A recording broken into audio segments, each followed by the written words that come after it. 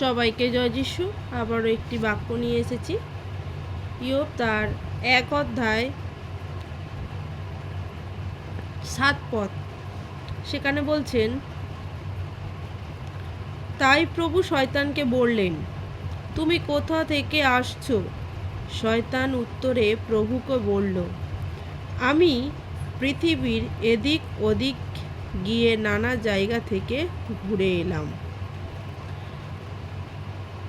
তাই ঈশ্বরের সন্তানরা আজ প্রভুর সেই বাক্য আমাদেরকে জানিয়ে দিচ্ছে যে শয়তান আমাদের চারিদিকে ধাওয়ার মতো উৎপেতে আছে। শয়তান সিংহের ন্যায় গর্জন মারছে যে আমরা যারা ঈশ্বরের সন্তানেরা, আমরা যেখানে প্রার্থনার বেশি মন দিই, যেখানে বেশি প্রার্থনা করি, শয়তান সবসময় চায় আমাদের প্রার্থনাকে ভাঙতে, আমাদের বাক্য থেকে দূরে রাখতে শয়তান সর্বক্ষণ চায়। তাই আমরা চাইলে অনেক সময় ঈশ্বরের কাজও করতে পারি না, অনেক সময় বাইবেলও পড়তে পারি না। কেন? সে শয়তান আমাদের মধ্য দিয়ে সেই সর্বক্ষণ গর্জন মারছে। আজ আমাদের এর বাক্যই শিখিয়ে দিচ্ছে যে শয়তান সর্ব জায়গায় চারিদিকে ঘুরে বেড়াচ্ছে, উৎপেতে রয়েছে গ্রাস করার জন্য। সর্বক্ষণ মানুষের পিছনে পিছনে ধাওয়া মারছে যে কখন একটা মানুষ পাপ করবে আর তার জীবনে সেই এন্ট্রি নিয়ে তাদের জীবনে ছাড়কার করবে।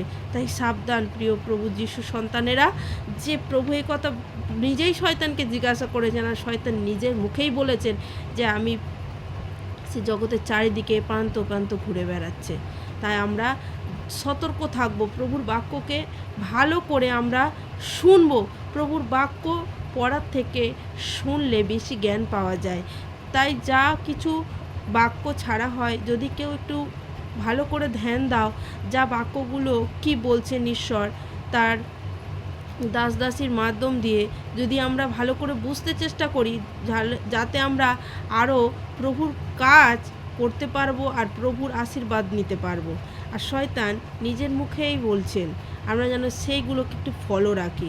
কারণ ইয়োবের কাছে যখন প্রভু বললেন যে আমার দাসকে দেখেছো ইয়োবকে, তখন শয়তান কি বললেন? শয়তান বলেছিল যে হ্যাঁ দেখেছি।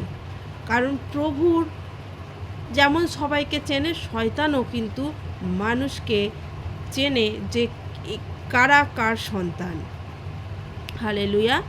প্রভু যিশুর বাক্য প্রত্যেকটা মানুষের কাছে পৌঁছুক, এই প্রার্থনা রাখিয়া যারা শুনলে তারা সতর্ক হও, কারণ শয়তান সিংহের ন্যায় গর্জন মারছে। আর আমরা যেন বিশ্বাসী হয়ে আরও তাকে বাক্যর মাধ্যম দিয়ে ফলবান হয়ে তাকে যেন দূরে করাতে পারি।